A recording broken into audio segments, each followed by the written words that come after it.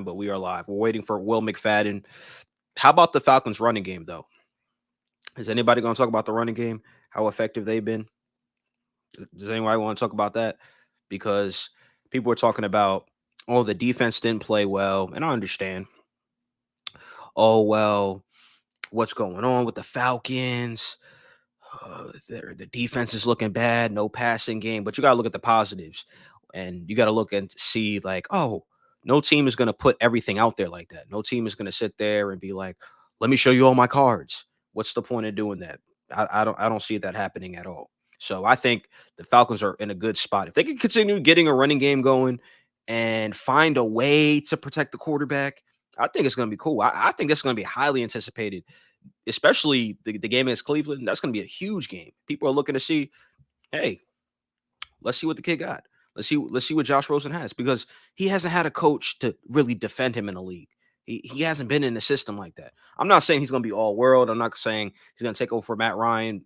All I'm saying is, hey, give him some time. Give Josh Rosen some time. Again, we're waiting on Will McFadden. He's going to be coming in shortly. He's going to help me break down a couple topics. Actually, we're about to bring him in right now. I'm really happy to have him in here. Very knowledgeable guy. We're going to bring him in here right now. Hey, how are you? Can you hear me? Yeah, Jansen, I got you. How? Appreciate it, man. Appreciate it. I have here Yeah, no problem. host of Bleav in Falcons podcast, writer of the Falcoholic, former Atlanta Falcons reporter, Will McFadden. Man, I appreciate you, man. I appreciate you. I know you're a busy guy. Problem. I always like to take time to talk about some Falcons football. Absolutely, absolutely. Let's get right to it, man. Josh Rosen, what's your take on the former first round pick from Arizona coming to the Falcons? Yeah, I mean, I think that ultimately whoever they picked, we were making a little bit too much out of it. And I think it's notable that it's because there haven't been that many injuries of note so far this preseason, which is a great thing for the Falcons. So this was the one we all really latched onto. Throughout Matt Ryan's career, he's been extremely durable. I know he's getting older, but he's taken a lot of hits before, and it hasn't seemed to affect him. So the backup quarterback position in Atlanta is, really there to help throughout the week, which is why Matt Schaub was always so valuable in that role. Yes, he could step in and spot start if he needed to, but it was in the meeting rooms, in film room, on the sidelines for Matt. They had a trust there. He could see things from a very advanced point of view. I think they're going in the opposite direction here with Josh Rosen. I think that, and I like it. I mean, I like that they're going in kind of a little bit of a new direction because there's nobody around that could do what the Matt Schaub role was. I think they tried to do a little bit more of that with AJ McCarron. And then when AJ McCarron got hurt, Felipe Franks isn't going to do that. I don't think that there's really a long-term veteran out there for them to grab. And I just look at Josh Rosen as a former 10th overall pick, and he was that for a reason. I didn't particularly like him coming out of the draft, but he does have talent, and I think you just bring him in he's very inexpensive. You kick the cans, you get to evaluate him directly, because let's not forget the Falcons could also be in the market for a quarterback of the future. You now just brought in a high first-round draft pick who is still very young, and let's see what the upside is. If this works out, best case scenario, they don't have to use a draft pick on another quarterback. I mean, if Josh Rosen actually suddenly just becomes a really good young quarterback, now you got a first round pick this year or next year to kind of play around with that maybe you would have spent on a quarterback when the time came. That's a great point, Will. Do you feel like Josh Rosen got a fair shake in Arizona and throughout his career? Because sometimes I think in this era, especially with quarterbacks, it's like you must be good that year one. Right. I feel like he didn't get an opportunity. Do you have that same type of feeling when it comes to him? Absolutely. And I think you're right. I do think that the window for has become much shorter. Teams are just much more likely to move on from a guy and take multiple. And he's the prime example of that, because they take him in the first round, and then the very next year, Cliff Kingsbury comes in there, drafts Kyler Murray, number 1 overall. They ship him to Miami. What does Miami do? They draft Tua Tagovailoa the next draft. So no, he hasn't gotten, I think, a fair shake. And I think that he also hasn't been in a situation like the one that he's coming into in Atlanta, where there is a proven, established veteran quarterback for him to learn from. And I mean, think about this as well. He spent time last season on Tampa Bay's practice squad, and then San Francisco signed him off of Tampa Bay's practice squad, and he spent the rest of the season with them. So last year, he got to learn from Bruce Arians, Tom Brady, and Kyle Shanahan. I mean, those are 3 really good people to have already been around him at this young of an age. And now he gets to come to Atlanta and be around Matt Ryan and Arthur Smith. So, I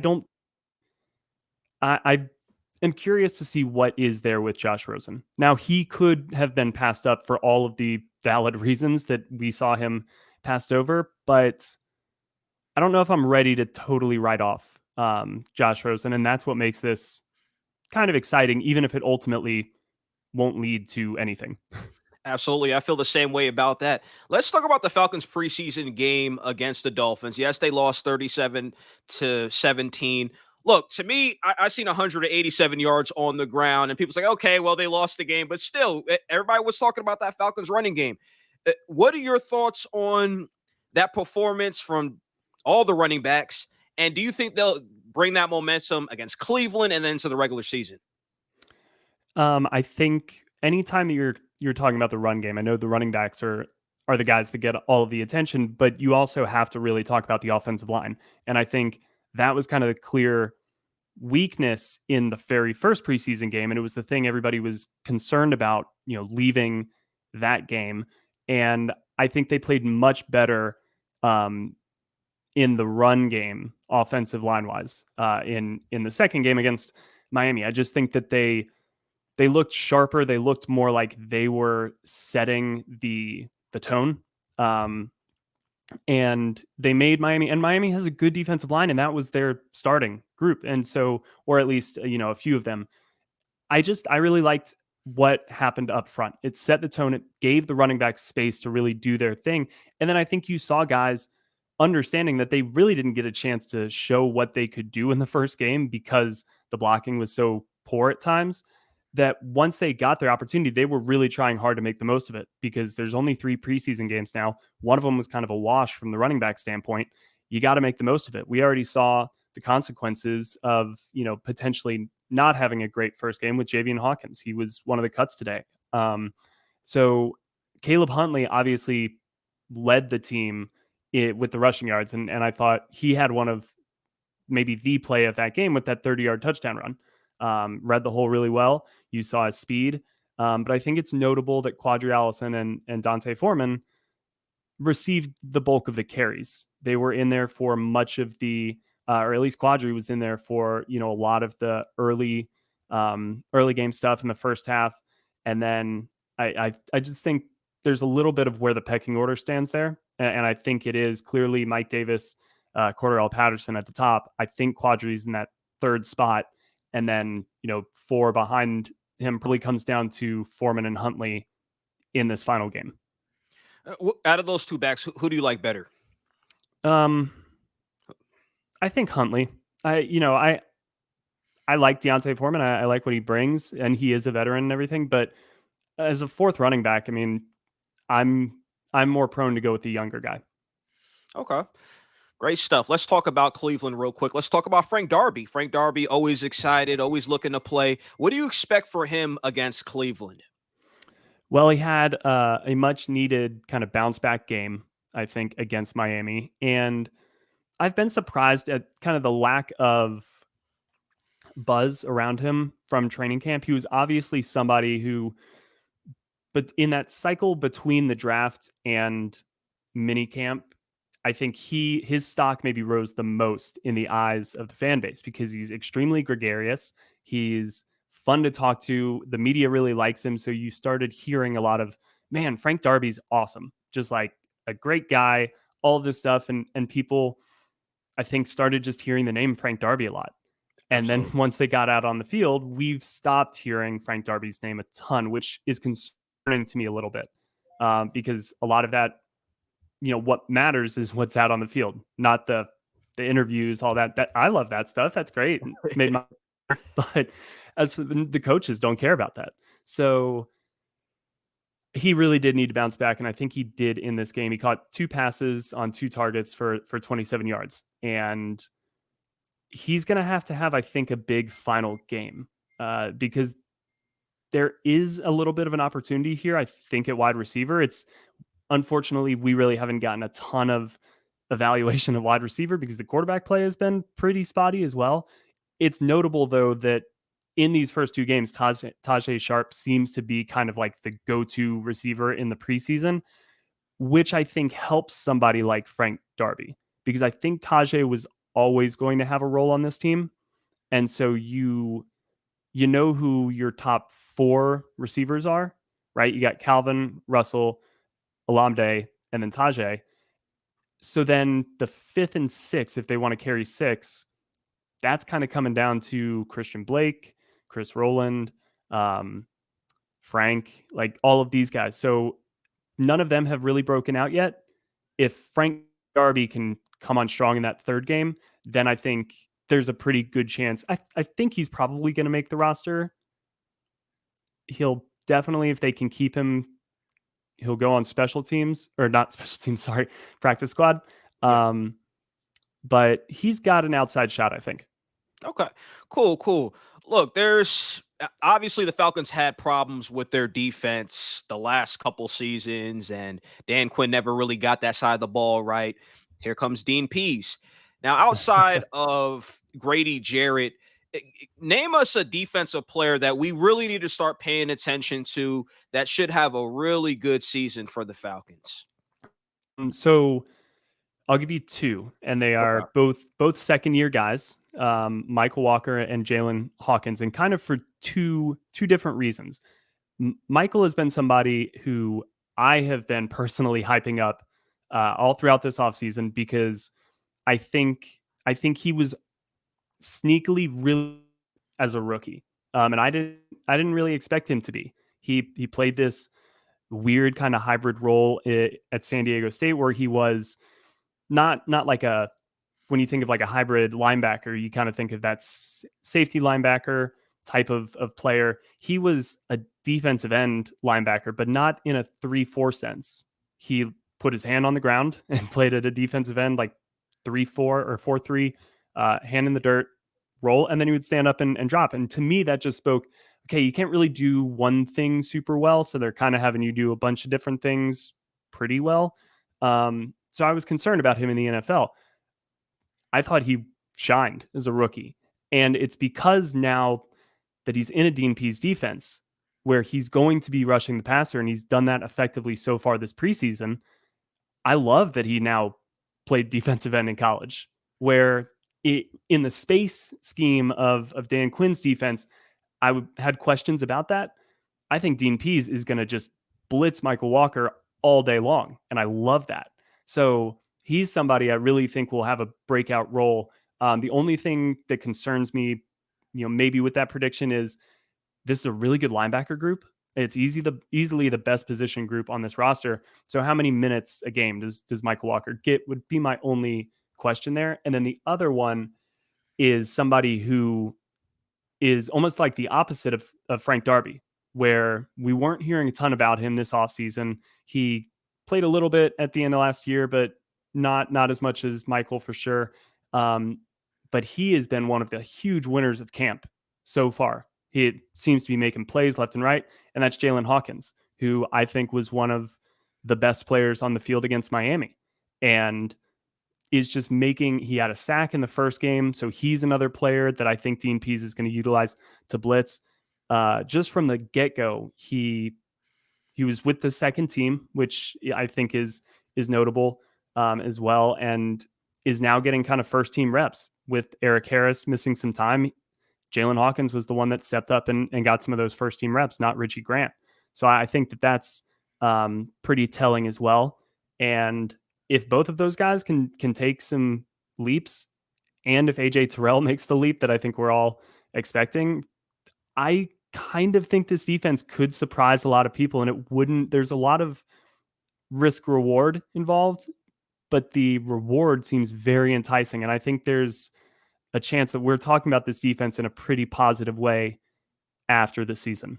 I was just about to throw, and I'm like, Will, am I crazy to think this Falcons defense could be top maybe 13 ish? Or am I crazy? I was thinking about putting a number on it. I don't know if I'm comfortable going there just yet. Yeah, I was about to say let me not buy in so far until I guess the regular season starts and not just put a definite number on it, because there is risk there as well. It could go pretty bad. Absolutely. Look, let's talk about Matt Ryan. It's always like a 50-50 discussion. Sometimes guys like me, maybe it seems like I'm too hard or maybe I'm off base on what I'm saying, evaluating him and things like that. Look, you covered the team with the Atlanta Falcons and you were there personally interviewing him, practices, games, basically kind of in the trenches, but not in the trenches type of thing.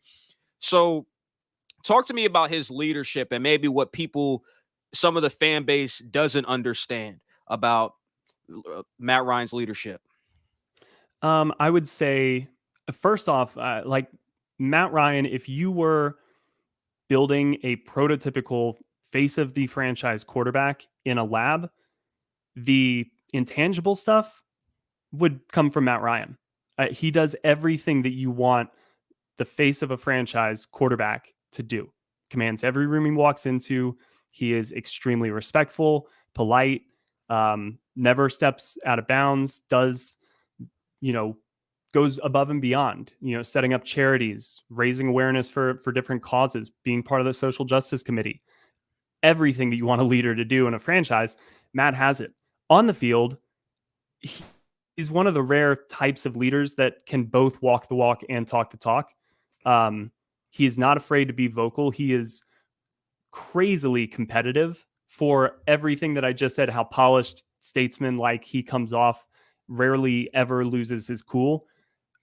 He just radiates competitiveness. He hates losing, and he will outwork you to make sure that doesn't happen, which is why I know the past few seasons have killed him, because he's approaching every single day the right way.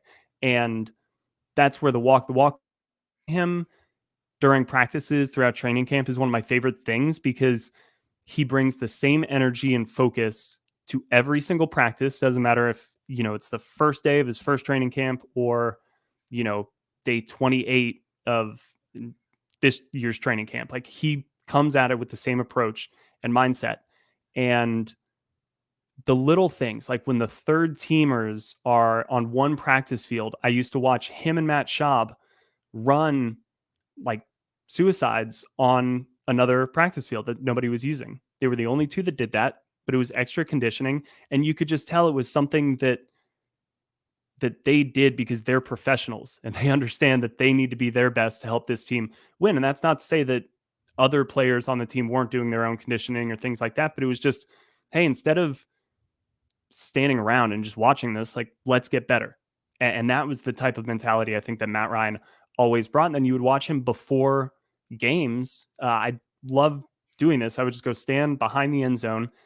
Matt Schaub, Matt Ryan, and Kurt Benkert would always be the first. Actually, no, I don't think Kurt Benkert did it. It was always Matt Schaub and Matt Ryan, which speaks to their relationship yet again.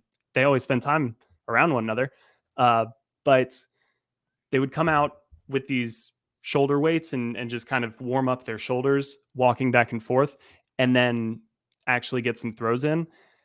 I would stand behind the receivers who would be in the end zone, almost scared for my life, because I could see from their perspective, being field level, being eye level, Matt Ryan's throwing a ball to a guy who's right in front of me. If the ball goes through his hands, like, I think I'm dead because I'm not reacting fast enough to catch that. But I got such an appreciation of how much zip Matt actually puts on the ball. I mean, he can throw every single type of ball imaginable that you need to throw. And it's because he approaches every single day with conviction and he knows what he wants to get done. He goes out to do it and he does it. And I think that the most successful teams and franchises we've seen over the past decade, their quarterbacks have to set the tone. They have to set the temperature. They have to be the thermostat and let all the rest of the team be the thermometer. But they set the tempo. And whether it's Tom Brady, whether it's Drew Brees. I think Russell Wilson is that way in a lot of ways. Patrick Mahomes, like they're leaders, true leaders of, and Matt Ryan is that. And that's not as easy to replace as people think. And you just from crunching game tape during draft season, which I did as much as anybody, you can't really tell whether a guy has that or not. And Matt's got it. So, and I'm not too keen on just moving away from somebody who has that very quickly. Do you feel like Matt Ryan could play till 40 years old? And do you feel like he'll retire a Falcon? I mean, I think he could if he wanted to. The real question is you never know with like an injury or family. I don't know if his twin sons are growing up. I'm sure that that's going to be a factor as well, and just how his body feels. As far as retiring a Falcon, I mean, I hope he does. I think a lot of that depends on this season. If he has a really strong season, then it becomes a little easier to say he's got 2 years left on his deal.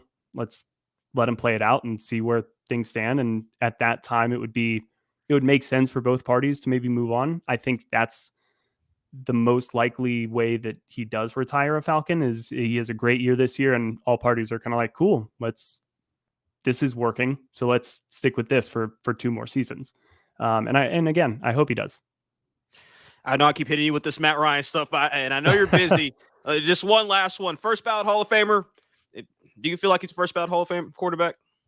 No, I don't. Not first ballot because the success wasn't. He will have the stats, but the people who will push back on Matt having those stats is that when he came in the league in 2008, basically that started the New England Patriots in 2007 changed the NFL and the trajectory of what people thought you could do with offenses in the NFL.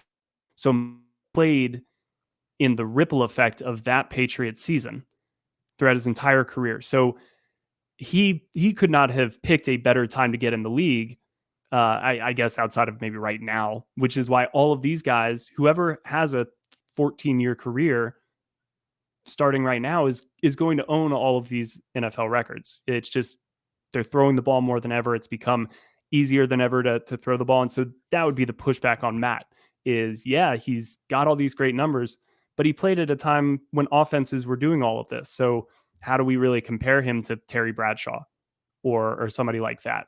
So I don't think he would have to probably really have a great run under Arthur Smith. But even then, I don't know if it's first ballot. But you do think he's going to get in, though. You do think he gets in? I think he should. I think it's just one of those things where, because to the average fan, the average NFL fan nationwide who just is where, if you say Matt Ryan, I think people are kind of like, he's a good quarterback, but he's fine. Which is wrong because he's a great quarterback and he's one of the best to have played during his era. But I think it takes really looking closely at Matt Ryan's body of work, his consistency, how durable he's been, the defenses that he played with, some of the run games that he played with, the pressure that he was often under, and his ability to complete all of these passes under pressure. You have to look at that to really appreciate Matt Ryan. And also they're going to say it was because of Julio. That's not necessarily the case, but are you going to do the work to go see how Matt Ryan played without Julio on the field? A lot of people aren't going to do that. And so that's where these narratives start to fit in. And that's what drives, I think, a lot of the Hall of Fame consideration is, oh, that guy's not a Hall of Famer, or that guy's definitely a Hall of Famer. So it would take, again, I think it takes a strong finish to Matt Ryan's career to probably change that narrative. And then we appreciate him before he's gone, kind of thing. Absolutely. It is hard to get a quarterback who go in there and play consistently. I guess it's all about the rings nowadays. Somebody just wins the ring and then it's like, hey, it's all about the winning. And I know that's a huge debate topic, even here in Atlanta and stuff like that. So Will, thank you for coming on, guys. Bleav in Falcons podcast. Everywhere you listen to podcasts, go listen to that. Great knowledge. Also, writer for the Falcoholic. Go read his articles. Thank you, man, for joining me. Look, we're presented by the Level 1 Game Room and the Just Good Network. Will, thanks for joining me, man. I appreciate it. Yeah, no problem, Jansen. Anytime. Happy to hop on. All right, man. You have a blessed night. You too.